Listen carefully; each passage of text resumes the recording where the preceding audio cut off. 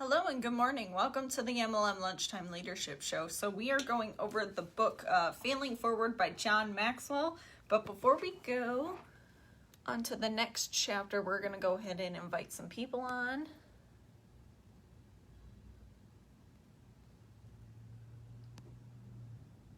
Happy Thursday. 2nd of July. That doesn't even seem possible. No, it doesn't. Halfway through the year. Over.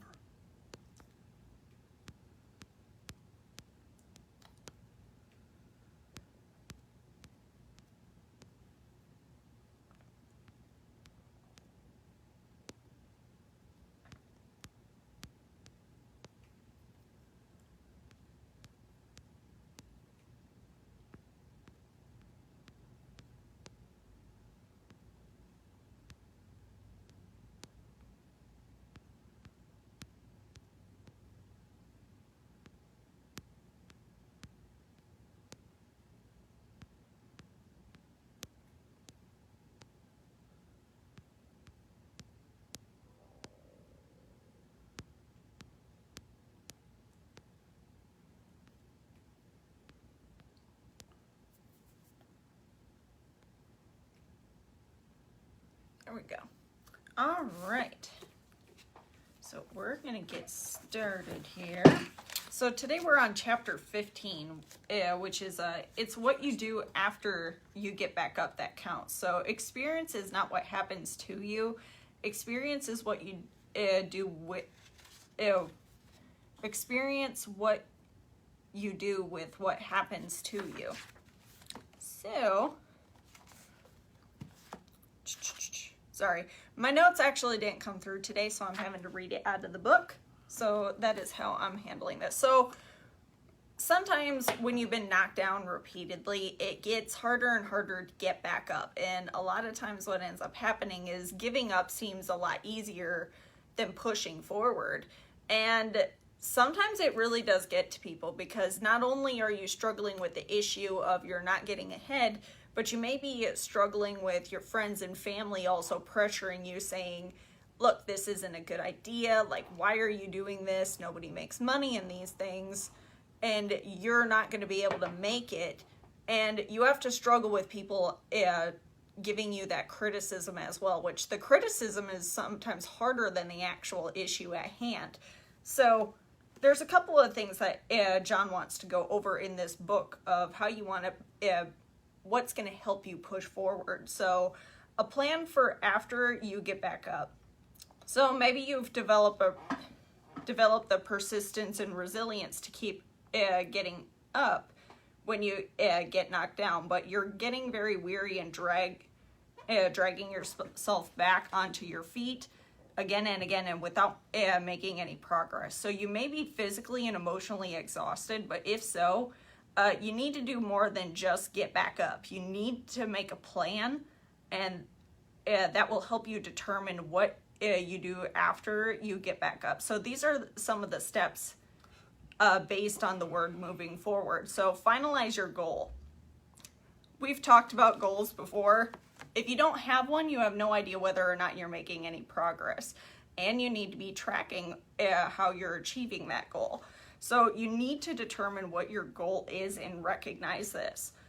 The goal shapes the plan, and the plan shapes the action. The action achieves the results, and the results bring success. Next one, order your plans. So by failing to prepare, you are preparing to fail.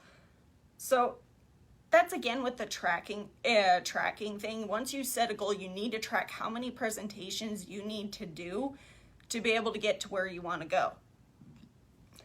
Number 3, risk failing by taking action.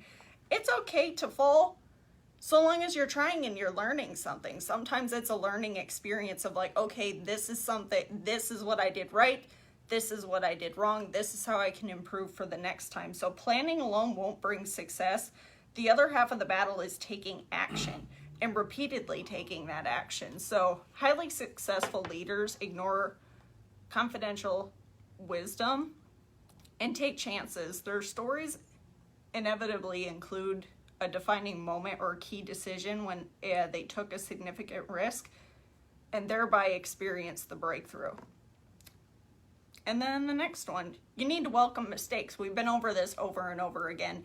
It's very hard for people to admit they did something wrong, but then also do something about it to make sure they change that issue. And a lot of mistakes are sometimes habits that people have and that a lot of times the habits depend on their personality. And that's the thing that's holding you back. So having that mentor to be able to point it out and be like, look, I see you struggling. Is it okay for me to tell you what you need to do to make yourself better? And sometimes you need those people to show you because you don't see it. Because again, we don't like to point out flaws in ourselves. We'll point them out to other people, but we won't point them out to ourselves. And sometimes it takes that third party person to tell you, look, this is what the issue actually is.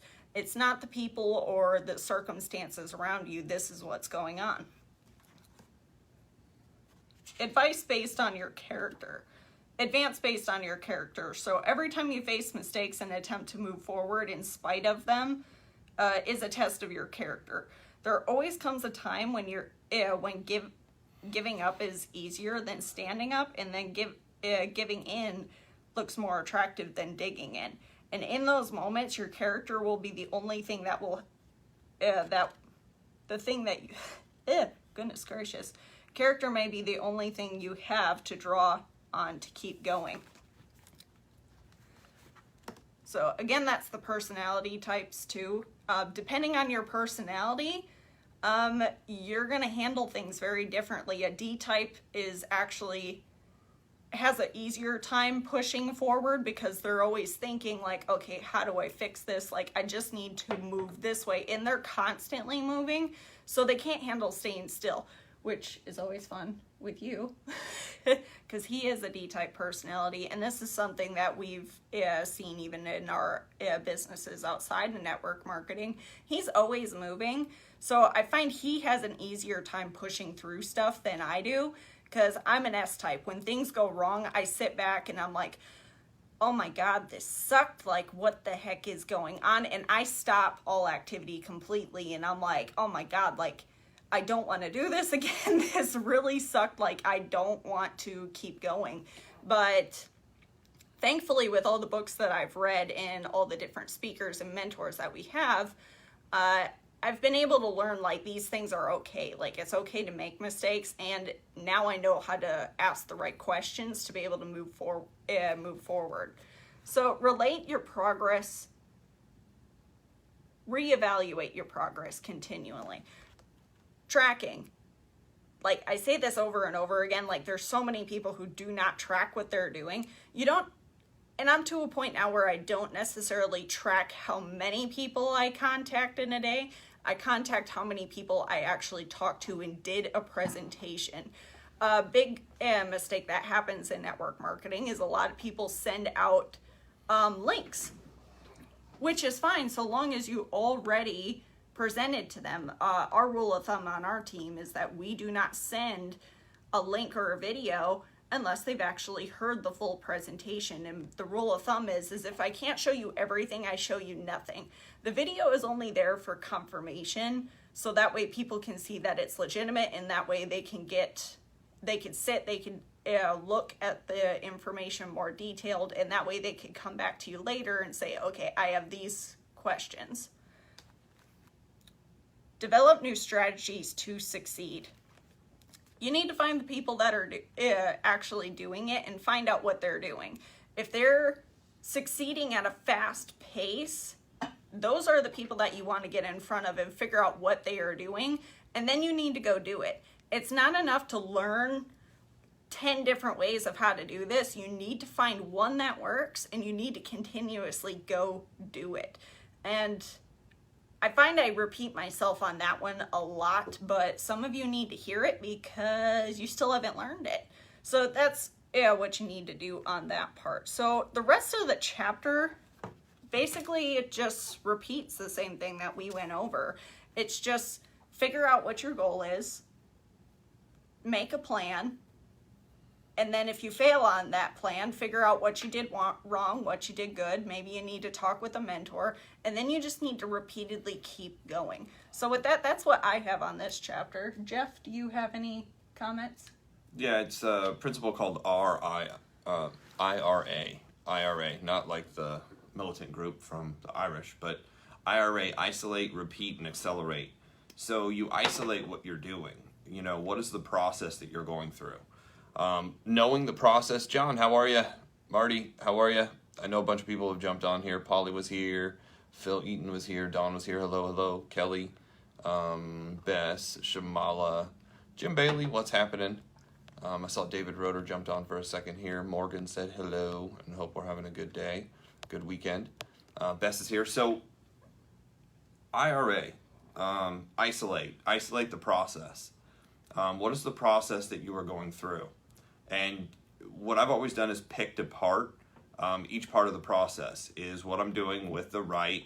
And sometimes it's, you know, not necessarily just the words, because communication is more than words. It's more the tonality and the speed at which you're going through the information. It's amazing that one level, you know, on a level scale of 1 to 10, one level and excitement greater, speed of speech, one level of intensity or speed at which you talk will actually increase the ability to recruit people and get people to, what you're really doing is getting people to pay attention to you. Most of us, when we're in a nervous situation, don't kind of focus on that. But that's just one of like the 1% thing. You know, I've listened to a lot of people present and this, that, and the other. And I'm like, okay, couple things. First of all, you're looking down. You've never looked up the entire presentation. You've never connected with the person. 2, the speed at which you're going is either way too fast or way too slow. There is a happy medium. Just like eye contact. You know, there is a happy medium with eye contact. There's a difference between eye contact and the piercing stare of a psychopath. Like, if you don't blink throughout a 15-minute conversation when you're looking at something, like, that's not good either. So you just want to come in with that happy balance. From there, you get through the contact, setting appointments. Most people, when setting appointments, trying to get in front of people, they don't set and confirm hard appointments. And a hard appointment is like an exact time. Like, oh, well, I'll call you tonight and we'll figure it out. Or I'll text you tonight and we'll figure it out. You know, we'll see a good time. Look, if you don't have an exact time you're talking, you're probably not talking. The other thing is there's no professional, there's no successful professional in the world that wouldn't have an exact time. Why? Because professionals' schedules are full. Professional schedules are full. They don't have like hours and hours and hours to screw around. You'd think some of the wealthiest people in the world would just have all this time. No, the brokest people in the world have all this time because they're not doing anything. That's the reason for sometimes the lack of success that they have. What you want to do is you want to pack it out, you want to book it out, you want to make sure that your schedule is full of activities that are what? That are productive. And that brings up schedule, you know. Are you scheduling things? Are you blocking out times? Are you prioritizing? Because most people are like, well, I don't have time. The reality is you have plenty of time. And here's the reason we know that is because everybody on the planet has the same amount of time. You know, successful people don't get more time than unsuccessful people. It doesn't work like that. It's the exact same amount of time. The problem or the difference is how people prioritize what's important to do versus what's not important to do. Helping prep video at the end of my course. Okay. So, you know, when somebody wants to get through, and, you know, Kelly brings up a good point, when you're studying or trying to complete a project, you know, what is the best time to do that? You know, I like to study later at night when people aren't calling me, when people aren't texting me. That's when I like to read and study and do things. The reality is sometimes it doesn't get done. Why? Because it wasn't a priority. What is the best time to build your business, like time-wise? You know, I'm looking and I wasn't getting a hold of as many people in the morning. So I was like, well, it's really the afternoon and evening when I can get a hold of the most people. So I'm going to set up my schedule to be able to do that because what I'm doing, you know, is a priority. Also, most of my team at one point was on the West Coast. So I was constantly plugging into things on the West Coast, conference calls, three-way calls, this, that, and the thing. A lot of things I don't do anymore because it just took up an enormous amount of time and it was very unproductive. But I kept that schedule. Why? Because I was able to get more done during those hours. Just personal preference. So you got your time, you got your schedule. Then the presentation, Brandy kind of talked about that. You know, do you have your presentation down? Now, it can be bad, and bad means you're not going through it where it seems like you know what you're doing. It can be too good, where it seems so good and so polished that you seem like a professional presenter, and that's not good either. You kind of want to be right in the middle. You know, I want to give you the information. I don't want to be boring. You know, Paige, how are you? I don't want to be, you know, boring or terrible at it, but I also don't want to be so good that people are like, I could never do this. This is too much. That's not the point either. You just want to get through the information where you have someone's attention. That's the key word. You have somebody's attention. So being able to ask questions throughout the middle of the presentation and get me too statements in there. You know, a lot of people, when they're doing any type of presentation, they're relating everything to themselves, and sometimes you're not relatable. I've been told this many times from different, you know, people. They're like, stuff you've said, that's not relatable. The problem is most people don't even evaluate what's relatable and what's not relatable. They don't listen, they don't hear, they're not probably ready to even hear it, but you're not relatable. You know, you're talking about things and this is how I do it, and nobody does it like that. Or you're talking about subjects, or you're talking about current issues, and most people that you're talking to don't feel that way, don't see it that way. So you can actually defeat, offend. Like, I've watched people say things in the middle of a presentation, and you actually watch their body language turn off, but the person doesn't realize it because the person never looked at the person throughout the entire presentation. And they're like, yeah, they're really not interested. So they weren't interested the moment you said this, but you didn't know that because you weren't aware of what's going on. So just little things like this. These are the 1% things, by the way. Get through follow-up material. You know, are people reading? Are people watching what you're sending?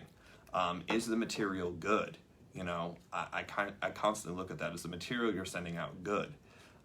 Situation Solvers is not all about me. Yes, that was a great book. Pastor Rick Warren wrote a book, and that was like the first line of it. It's like, you know, it's not about you. And he's actually done a couple talks on that. It's not about you. There's more important things in the world going on that, you know, other than it's not that you are not important. He's saying what your, you know, your internal focus of me is not as important as focusing on other people. So get back up and start again. So the end of the month comes and you don't produce the result you want. So what most people do is like, well, you know, they'll say stuff like this. It's not meant to be. It's not meant to be. This just isn't for me. You know, people aren't relating to me. People don't like me. People don't think I can do this. You know, it's all self-doubt and self-sabotage. Negativity, self-doubt, self-sabotage, you know, basically self-fulfilling prophecies of, you know, non-commitment. I will until. This is going to happen no matter what. I'm going to figure this out. And here's kind of what, you know, the resolve is if somebody's done this before, I can do this before. I can do this. If somebody's done it before, if we have proof that other people have done this, I can do this. You know, and the reality is there are people who are less intelligent, less attractive, have less going for them, have had more problems than you that have succeeded. And I know that because I've traveled throughout the United States and, you know, throughout South America, and I've met people of every background, kind of imaginable in the United States, and when I've been in Canada, every background in direct sales, talked with, I mean, it has to be over 10,000 people by this point. And I'm talking about, when I talk to 10,000 people, I'm talking about presented over 10,000 people. And I've seen people succeed in so many different areas that I guarantee I could find somebody that has a worse situation than you that not only is doing well, but has succeeded at a very high level. So the biggest issue is the excuses you have right now are not really what's holding you back. It's what you think about those things that's holding you back. It's not actually those things holding you back, if that makes sense. Because a lot of times it's the limitation we put on ourselves. And we put these limitations on ourselves because of social conditioning. You know, we've been taught that way. We've been, you know, repeated over and over again in a household by a parent, by somebody we love, by somebody we respect, by somebody we like. We're told these certain things and then we actually believe them, and then it's very hard to get past those things, but it is possible. How do you get past all this past junk and negativity? That's where personal development comes in. Work harder on yourself, because there's basically a book or a course on every single thing if you want to overcome it. If you really want to overcome it, you can look up, you know, how do I overcome a negative attitude? How do I overcome, you know, how do I be positive? You know, that'd be one way to look at it. Most people just don't know that they're negative to begin with. I'm not negative. You know, I love the people. I'm not negative. This will never work for me. They say it in the same sentence. It's hysterical. You know, I'm like, we're all, and that's just part of it. We're all nuts in a way. You know, if you don't know that already, you're crazy. You know, just talk. Crazy people don't know they're crazy. And that's why they're crazy. Isn't that crazy? So that's what we got for today. What else? I think that's it. If you guys would like the notes for this chapter, I'm going to put a link in the comments below so that way you could go subscribe to it. If you've already subscribed to this database, you're already in there. It's not a new database every time. So if you've already subscribed, we're going to send those to you. And also go follow us on our YouTube channel by searching MLM Lunchtime Leadership Show. And you could go follow us there. And each one of these videos is going to be uploaded to that channel. So with that, we are heading out for the day. And we will see you tomorrow.